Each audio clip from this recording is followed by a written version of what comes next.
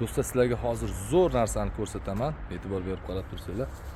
Do'stlar, traktorimiz. Bunga qanaqa moy quyiladi? E'tibor berib qaraymiz.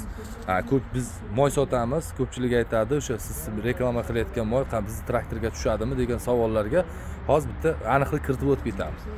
Mana shu gigant traktorimizga bilasizlar, bu traktor kamida 4 milliard summa turadi.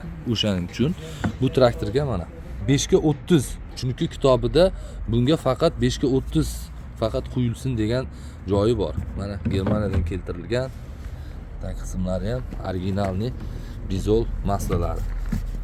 Bu traktorimiz uchun 5 ga 30 tavsiya qilingan. Mana shuni quyilyapti.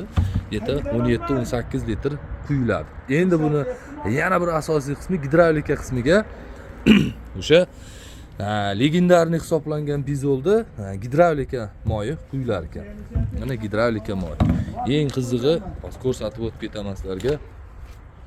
Buni gidravlika qismiga 140 litr moy quyiladi.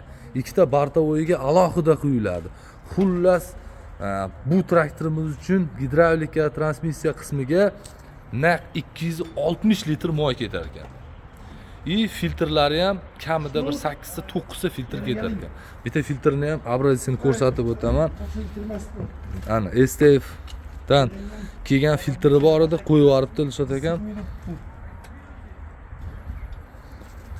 Ana, so'raganlar uchun moylar original bo'lganligi uchun bularga garantiya sifatida ham bemalol qo'yib beryapmiz moylarni. Sababi moylar laboratoriyadan o'tgan, o'zini ancha yildan beri sinalib kelyapti. Yevropa traktorlariga, O'zbekistonda xohlagan traktorga quyib ishlatsanglar bo'ladi. Undan tashqari traktorlardan tashqari furalarga ham bemalol ishlatsa bo'ladi. Buni 5 ga 30, 10 ga 40, 15 ga 40 larigacha bor. Transmissionning moylarigacha bor. Gidravlika transmission moylarigacha bor.